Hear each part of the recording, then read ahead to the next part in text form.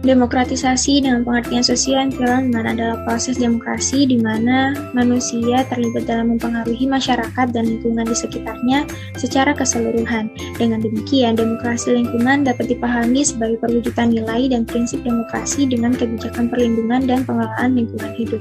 Proses pelibatan masyarakat dalam pengambilan kebijakan dan keputusan penting seperti pada proses penilaian dampak lingkungan menjadi unsur penting dalam pemahaman hukum negara ini akan kebutuhan dan pentingnya demokrasi lingkungan.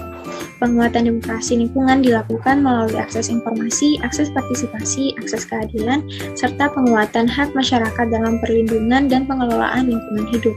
Artinya, ini dapat menciptakan peluang bagi masyarakat luas untuk terlibat secara langsung maupun tidak langsung. Maka dari sinilah akan tercipta masyarakat yang menghargai kemanusiaan, saling menghormati dan menghargai sesama manusia, serta menjaga keharmonisan dengan alam semesta atau lingkungan. Menurut Kak Bertens, ketika agama membicarakan topik etis, maka pada umumnya agama melakukan khotbah, memberi motivasi dan inspirasi agar para umatnya memenuhi dan menjalankan semua nilai dan norma yang sudah diterima berdasarkan keimanan. Tuhan adalah dasar pada berlakunya sebuah tatanan moral. Seorang filsuf yang beragama memiliki pemikiran yang dipengaruhi oleh keyakinan agamanya. Para filsuf tersebut pada umumnya memiliki pemikiran bahwa kehidupan itu suci, the sanctity of life, di mana keimanan percaya terhadap Tuhan yang dimiliki oleh seseoranglah yang mempengaruhi pola pikirnya pada hal-hal etis. Menurut King dalam Ismulyadi, agama memiliki pengaruh yang sangat besar dalam membangun kerangka etika universal, mengalahkan rasio pemikiran saintifik dan teknologis. Hal tersebut disebabkan karena setiap agama memiliki nilai-nilai kemanusiaan yang dapat dipertanggungjawabkan. Bagaimana agama dengan etika berperan dalam proses demokratisasi di Indonesia yang berwawasan sosial environment? Jadi, dalam proses demokratisasi yang berwawasan sosial environment, fungsi etika dan agama dalam kehidupan bermasyarakat sangat dibutuhkan dalam suatu masyarakat. Yang keduanya itu berfungsi untuk mengkaji dan menentukan sejauh mana baik buruknya proses demokrasi. Etika akan mengukur seseorang dengan argumen rasional, sedangkan agama akan mengukur seseorang dengan wahyu Tuhan dan ajaran agama. Ada etika dalam agama dan sebaliknya, agama adalah salah satu norma dalam etika. Oleh karena itu, etika dan agama menjadi kebutuhan hidup yang memiliki fungsi dan tetap diperlukan dalam kehidupan bermasyarakat. Salah satunya dalam proses demokrasi di masyarakat yang berwawasan sosial environment. Sehingga dengan adanya peranan etika yang berbasis pada norma agama dalam demokrasi di Indonesia yang berwawasan sosial environment ini, maka akan dapat mengatasi pelanggaran dalam demokratisasi lingkungan. Ketika semua patuh terhadap proses demokrasi lingkungan yang benar, maka dari sinilah akan tercipta masyarakat yang menghargai kemanusiaan, saling menghormati dan menghargai sesama manusia, serta menjaga keharmonisan dengan alam semesta atau lingkungan. Pentingnya etika dalam demokratisasi aspek adat kebudayaan. Etika berasal dari bahasa Yunani yaitu ethos yang berarti adat kebiasaan atau akhlak yang baik. Secara etimologis, etika merupakan ajaran tentang baik atau buruk, sikap perbuatan, kewajiban, dan sebagainya. Etika berkaitan erat dengan nilai karena pada dasarnya etika membicarakan tentang permasalahan yang berhubungan dengan predikat nilai susila atau tidak susila dan baik atau buruk. Manusia sebagai individu berhubungan dengan norma etik karena menyangkut kehidupan pribadi. Norma etik didukung oleh nurani individu dan bukan manusia sebagai makhluk sosial ataupun sebagai anggota masyarakat yang terorganisir. Norma etik dapat melengkapi ketidakseimbangan hidup pribadi dan menjaga kekhawatiran diri sendiri. Manusia yang beretika akan dapat menghasilkan budaya yang memiliki nilai-nilai etik di dalamnya. Etika dalam berbudaya mengandung sesuatu keharusan agar manusia menciptakan budaya yang mengandung nilai-nilai etik yang secara sosial dapat diterima oleh sebagian besar masyarakat. Budaya yang beretika adalah budaya yang mampu menjaga, mempertahankan, dan mampu meningkatkan harkat dan martabat manusia. Sedangkan budaya yang tidak beretika adalah kebudayaan yang merendahkan dan bahkan menghancurkan martabat kemanusiaan.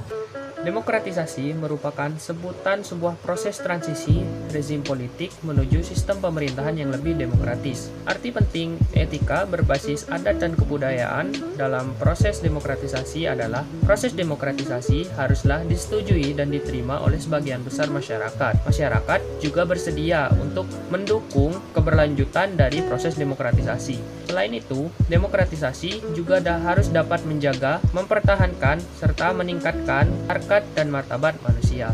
Kelemahan demokrasi otoriter adalah semuanya terjadi seakan-akan demokratis, tapi sebetulnya dikontrol oleh penguasa. Ada pemilu, tapi pemilunya tidak fair. Ada media massa, tapi juga dikontrol oleh penguasa. Periode 3, demokrasi oligarki. Periode demokrasi oligarki dikenal sebagai sistem pemerintahan sampai saat ini. Demokrasi oligarki ini adalah hal yang terjadi di hampir semua negara yang baru saja mengalami usai otoritarianismenya, di mana kekuatan-kekuatan yang dulunya berkuasa di masa otoriter itu kemudian mengambil peran di era yang seakan-akan udah demokratis. Ya memang saat ini misalnya ada pemilu, ada media massa banyak, ada macam-macam lah, semua orang bersuara, semuanya hanya di permukaan, dan inilah yang sebetulnya disebut sebagai demokrasi prosedural, seakan-akan demokrasi lah kalau bahasa gaulnya. Salah satu contoh dari etika dalam demokratisasi dari aspek adat kebudayaan adalah musyawarah mufakat. Pada musyawarah yang baik, semua orang memiliki hak yang sama untuk berpendapat. Dalam musyawarah juga selalu memprioritaskan kepentingan bersama. Dalam musyawarah, semua peserta juga harus saling menghormati dan menghargai satu sama lain. Menjaga ketertiban selama musyawarah juga menjadi tanggung jawab bersama. Nilai kekeluargaan juga selalu dikedepankan. Nilai-nilai adat dan kebudayaan dalam musyawarah ini bisa kita terapkan dalam etika berdemokrasi. Hasil lokakarya atau musyawarah masyarakat ini menjadi dasar untuk melaksanakan kegiatan selanjutnya. Banyak hal yang dapat dilaksanakan kelompok-kelompok masyarakat di desa untuk ikut berpartisipasi dalam upaya menjaga desa bebas dari flu burung. Kapan? Cepat lebih baik, Pak. Saya, Pak, mulai minggu depan, Pak. Dari Ibu Guru, Bapak Guru, dan dari PKK Posyandu, siap? Sanggup?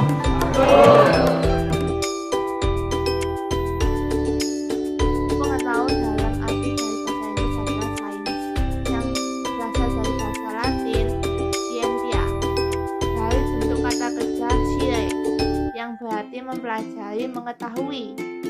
Dapat disimpulkan bahwa ilmu pengetahuan merupakan hasil tahu manusia terhadap sesuatu ataupun seluruh perbuatan manusia untuk menguasai objek yang dihadapinya.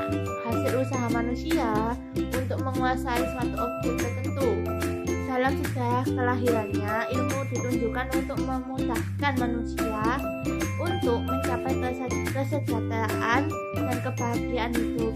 Namun, perlu disadari bahwa ilmu bukanlah ciptaan manusia. Ilmu adalah ciptaan Tuhan. Jadi di sini yang berperan mencari ilmu adalah manusia atau disebut subjek. Pengetahuan dapat menjadi landasan yang sangat penting bagi aktivitas berpikir yang mendalam atau berpikir yang kritis. Tanpa pengetahuan, manusia akan sulit mempertimbangkan segala bentuk tindakan yang akan dilakukannya. Apakah tindakan tersebut membawa dampak positif, yakni manfaat, atau malah bahkan membawa dampak negatif, yakni kerugian. Setelah kita ketahui bahwa ilmu pengetahuan atau sains memiliki peranan yang sangat penting dalam membentuk pola berpikir manusia. Jadi dapat dikatakan juga bahwa penerapan ilmu pengetahuan membutuhkan dimensi etika sebagai pengendaliannya. Demikian pula, pendidikan demokrasi merupakan suatu konsep pendidikan yang sistematik dan koheren yang mencakup pemahaman tentang cita-cita, nilai, konsep, dan prinsip demokrasi melalui interaksi sosial kultural dan psikopedagogis yang demokratis, dan diorientasikan pada upaya sistematis untuk membangun kehidupan demokratis yang lebih baik.